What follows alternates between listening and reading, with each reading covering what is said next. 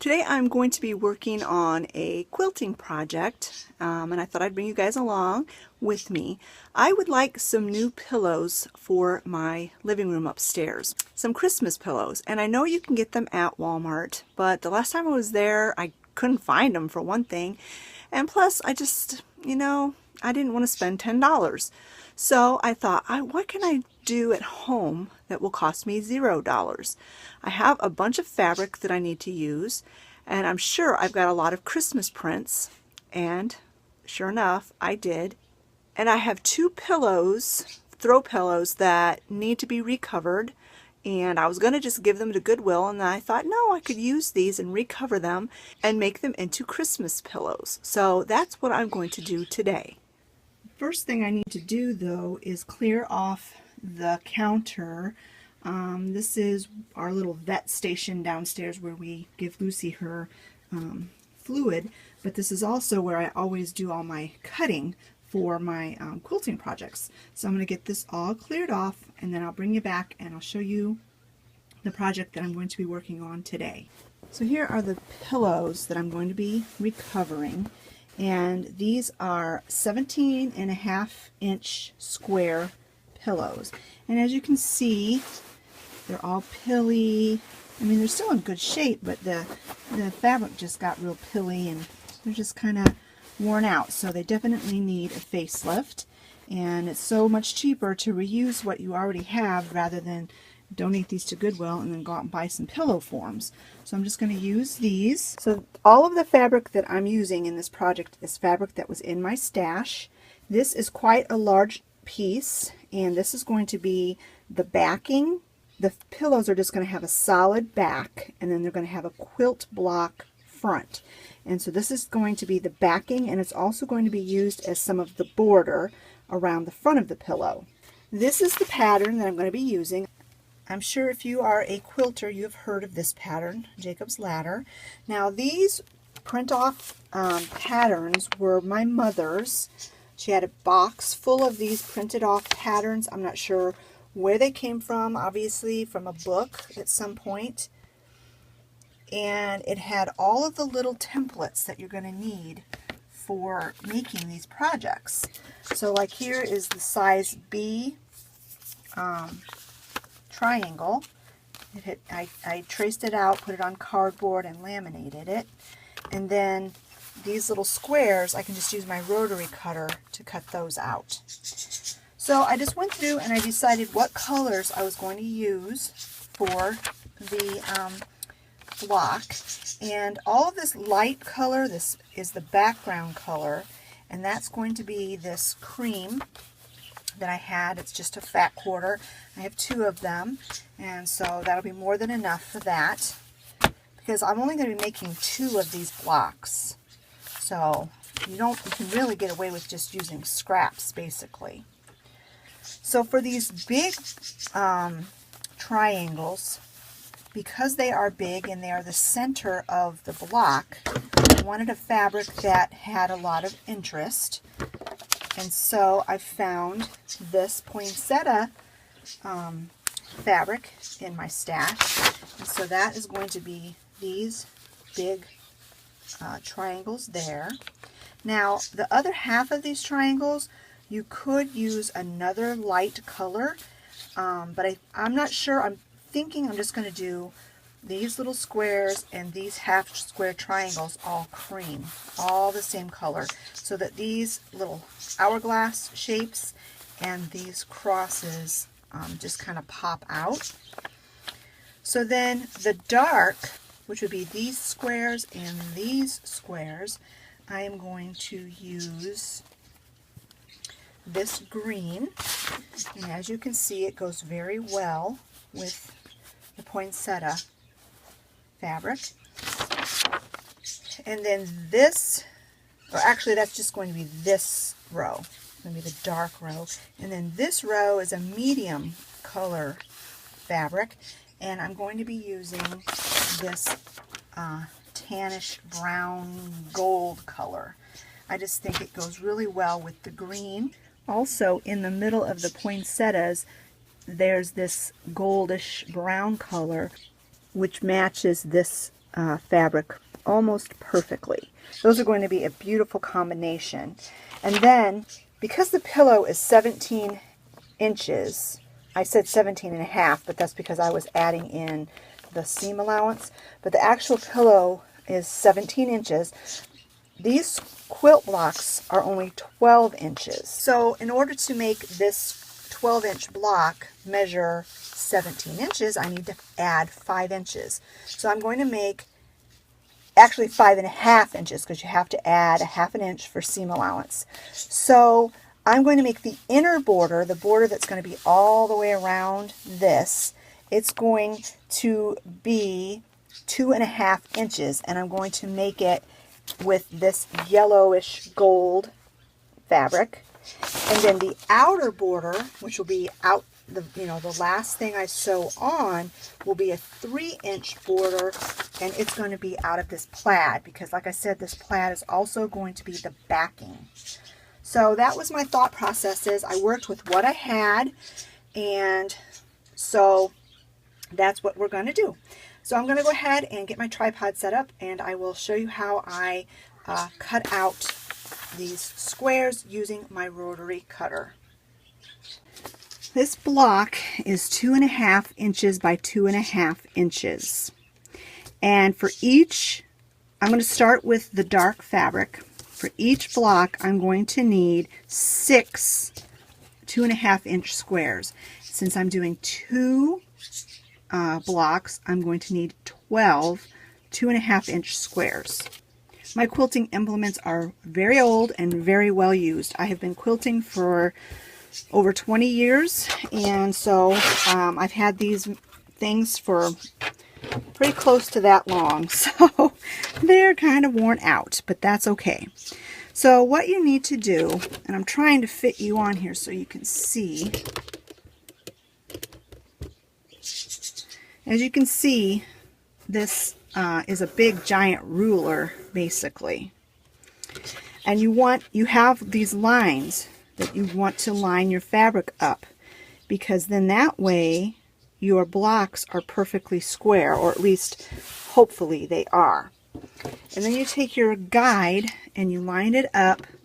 You can see it's got this little area on both ends. What you want to do is you want to line this line. You want to make the line that's on the gray mat right in the center of that little teardrop shape on both ends. And so that way you know if you cut right along that edge, it will make an even cut. So what you're going to do is you're going to cut at the 0, and that just cleans up the edge. And then you're going to cut at 2.5. 2.5 plus 2.5 is 5. So then you'll cut at the 5 mark. And then another 2.5 inches is 7.5. And then 10. So that's how you will cut the strips, the 2.5-inch strips. So I'm going to go ahead and do that now. And you want to hold the mat firmly, the clear mat, so it doesn't slide around. And then just run your rotary cutter blade right along that little gully, the little slit that's in this clear mat. So then what you'll have is this little piece that's just garbage, but then your strips are nice and straight and even on both sides. So then you want to stack your strips up. Now remember, I need, how many of these do I need? I need 12. So here I've got 2, I have 4 strips right here in my hand. So I'm going to make sure the edge is even. And I'm only going to need to make 3 cuts, because 4 times 3 is 12. So you do the same thing again. You just line it up. I always overlap it a little bit and cut off just a tiny bit, just to make sure everything is straight and clean on the edges. If you take a little bit of extra time when you're cutting, then when you're sewing, it goes together so much easier. So then again, since this is a 2.5-inch square, you need to cut at the 2.5, 5, 7.5. There's just this little odd bit at the end we can discard, and we have 12 squares all ready to go. So I'm going to go ahead and put you on fast speed and cut the rest of my 2.5-inch squares. I'm going to need 12 of the brown, and I'm going to need 2, 4, 6, 8 plus 8 is 16 of the cream.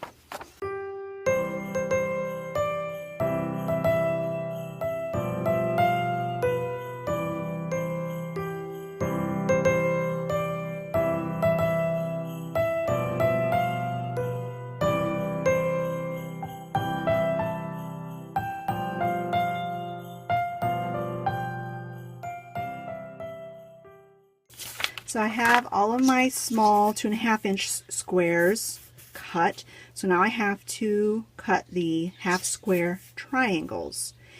And to do that, I'm going to use a template. And the way I do it is I just take the fabric, and I'm going to need 2, 4, 8 of these. I'm going to need 8 half square triangles out of this. I really should iron this material. I'm going to do that. I will be right back. I'm going to iron this real quick because it's awfully wrinkly. Alright, that is much better. I really hate ironing, so I don't do it. If I can get away with not ironing, I will. But in this case, I really needed to iron. And I only iron my craft projects. I never iron clothes. Okay, so like I said, I'm going to need 8 of these half square triangles, and so I've got this folded over in half, so this is 2 thicknesses, and I always trace my markings on the wrong side of the material. And I'm just going to go ahead and I use an ink pen. You don't want to use like a Sharpie because that'll bleed through, but I found a pencil. A lot of times I can't see the marks, so I'll just use a black pen, regular ballpoint pen. So there'd be 2.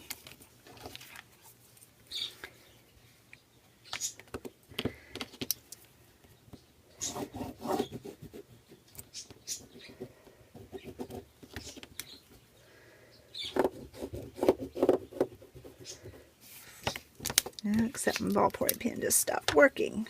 Not good. Come on. Well, my pen just quit. Let me get a different one.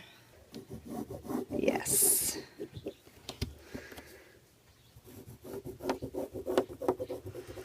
So there's 4. I'm going to do, and see, I'm lining them up right up against each other so that you're not wasting fabric.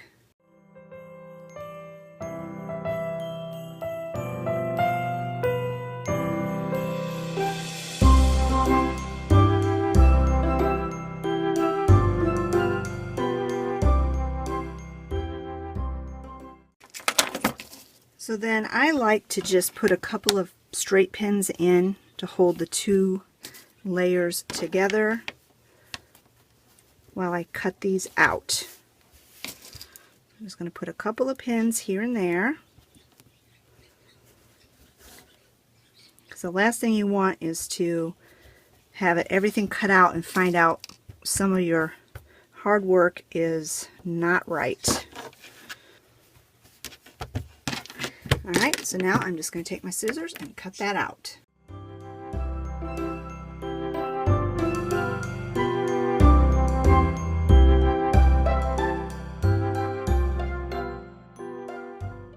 So I have all of my pieces cut out, and I do what's called strip sewing or strip piecing, where you start with a, I don't know what this is called, but you have a little piece of cloth that's doubled over that you put in at the beginning, and then you can just sew your squares together in one long chain. So it's like chain piecing, I think it's called. You want to sew with right sides together. Now the cream, it's dual. There is no wrong side, but the green, obviously has a wrong side and a right side.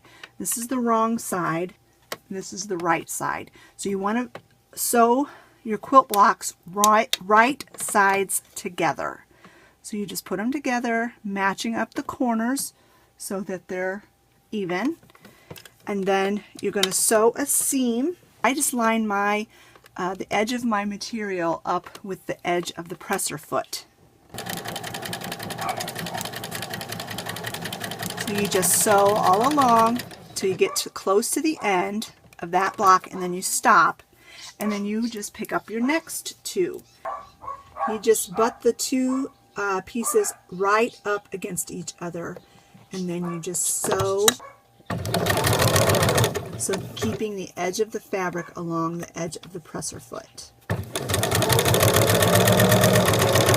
the end of that piece you stop, and then you just keep sewing in that manner until you have all of the green and white ones sewn together.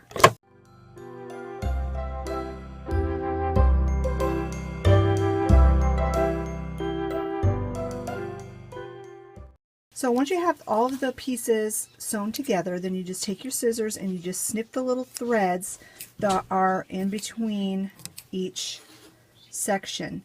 The reason why I do this is because, number one, it saves on thread, and if you've ever been in the middle of a project and your bobbin thread runs out, you know how frustrating that can be. So if you can save thread in any way, that is always a bonus, and also because it's quicker. So once you have them all separated, this is where your ironing comes in. You want to iron your seams open, flat. You can either iron them open flat like this, or you can iron them to one side. And I would always, if I ever iron them to the side, I always iron them towards the dark side of the fabric. If you want to get nice crisp points in your block, then it's easier to match up seams when the seams are ironed open like that. So I'm going to go ahead and iron all of these seams open. I'm going to go ahead and sew all of the other 2 square blocks of the other colors, and when I'm ready to start joining these pieces together, they'll be joined together like this to create a square. I'll bring you back. So I have all of these the half of the square done, and in order to create the square you have to take 2 of the same, but you don't want to sew them together like this, because that would not be right. What you want to do is sew them together like this, so that they have the same color in opposite corners. And again, you're going to sew these right sides together. So you're just going to flip one on top of the other, and you're going to meet up these 2 seams. You want to have those 2 seams meeting perfectly, and then you just put a little pin right in there to hold those seams in place, because this is what gives you that really nice crisp corners and joining sections when you're making quilts. So you just sew these the same way, running your presser foot along the edge, and when you get to the pen you're going to want to pull it out. You don't want to run over the pen with your needle. It might break the needle on your machine, and that is a pain that's a pain to have to fix. Well, I mean, it's not a big deal, but it's just a pain. So then, like always, you stop because we're doing the chain sewing. So I'll give you another example of the colors. Here are the center blocks of the square. You don't want it like that. That would not look right, and it would not be interesting. You want it like this. So you flip them right sides together, join the seams, and put a pin in it. And just go ahead and sew it like normal. So I'm going to go ahead and I'm going to put you on fast speed, and we're going to get all of the rectangles sewn together to make the squares.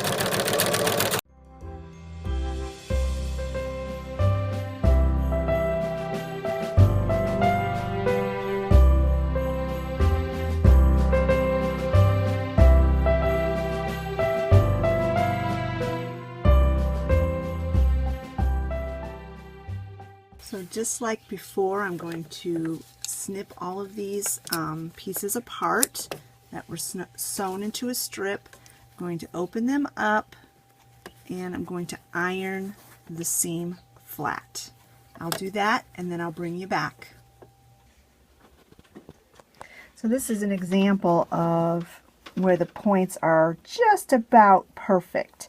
That's what you're looking for when you want when you do quilting. For these points to just meet and be nice and crisp together. Now, even with best laid plans, being very careful, sometimes they aren't exactly perfect. But I am not one of those people that get overly upset about it. Unless it's like majorly off, I leave it, and it just becomes part of the charm of the product.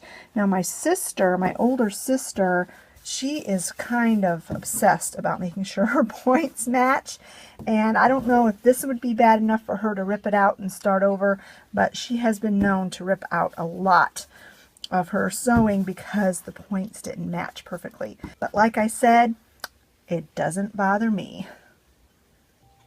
The next step is to sew the 2 half square triangles together to make a square, and yet again, you want to go right sides together.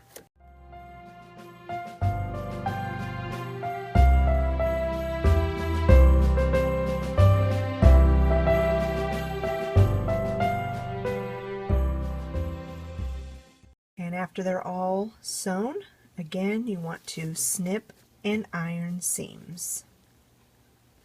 Now we have all of the pieces sewn. It's time to assemble the block, and you want to reference your pattern. And I'm going to kind of move stuff out of the way so I can assemble it right here on my ironing board. So the first block you want to use is this one, and the green is facing that way. And then we have this block, and don't worry about these little ravelings at the end, those will get trimmed off. So that goes that way, and then we've got this block that goes that way. That is the top row of the pattern. See the similarity? So then we're going to go ahead and do our second row. Our second row starts off with this block. Then we have this block.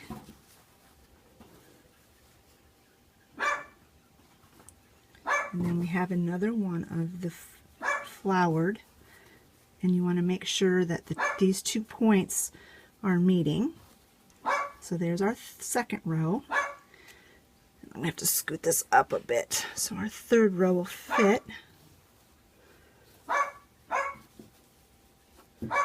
So then our third row starts with this block. Then we have the flowery block, and again you want the points, the colors meeting each other because they kind of look like an hourglass. And then the final block is another of the dark green. So as you can see, there is our pattern.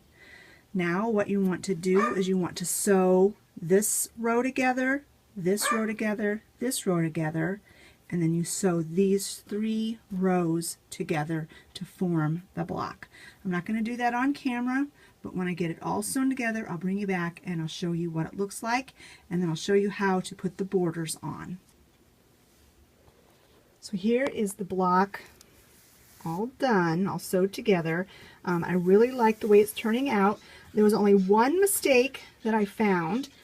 I was wanting all of the browns for the stripes to be running up and down, but sewed one the wrong direction. And when I found it, I'm like, you know what? I'm going to leave it, and I'm going to call it my Amish mistake. And the reason why it has that is that the old wives' tale about the Amish is that in order to avoid being prideful in their handiwork, they would purposely make a mistake so that their projects or whatever they were working on were never perfect, because they didn't want to be accused of being prideful. So whenever I find a mistake in any of my projects, I just call it my Amish mistake. And so that's what that is. I have one block where the stripes are running the wrong direction, but that's okay. All right, now it's time to put on the border. And as you know, I was planning on using that yellow fabric for the inner border, but I decided against it. I decided to use more of this brown. I just think it ties in with the block better. So this will be the inner border, and then here's the plaid, which will be the outer border.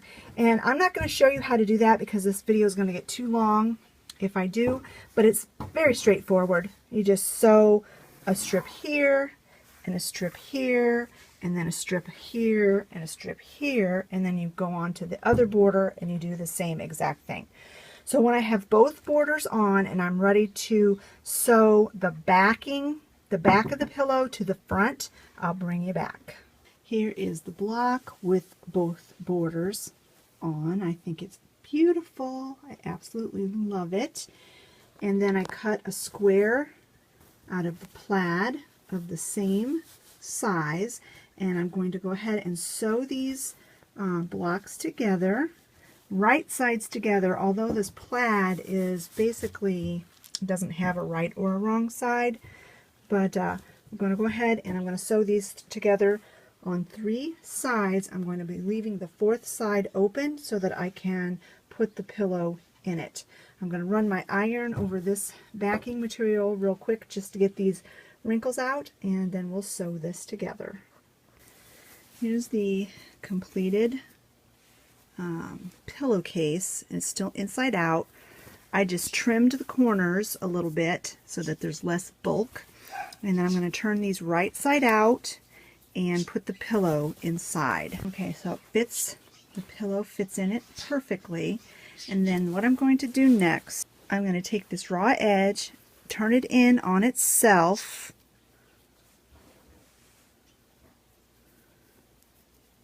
so that it's got a clean edge, and then I'm just going to hand sew this whole seam all the way closed. When I have both pillows done and they're on my love seat, I will bring you back and show you what the finished product looks like. So here is the finished pillow sitting on the love seat, and here are both of them, and I'm so happy with how they turned out. It was such a nice project to do, to use up scraps that I have and to repurpose these old pillows that I was just going to give to the Goodwill. And now I have 2 beautiful Christmassy pillows that I can enjoy this entire holiday season. Thank you all for joining me today for this quilting tutorial. I hope you found it helpful. I hope you are motivated to take up the art of quilting. It is a lot of fun. Thanks so much for watching, friends, and we'll talk to you later. Bye-bye.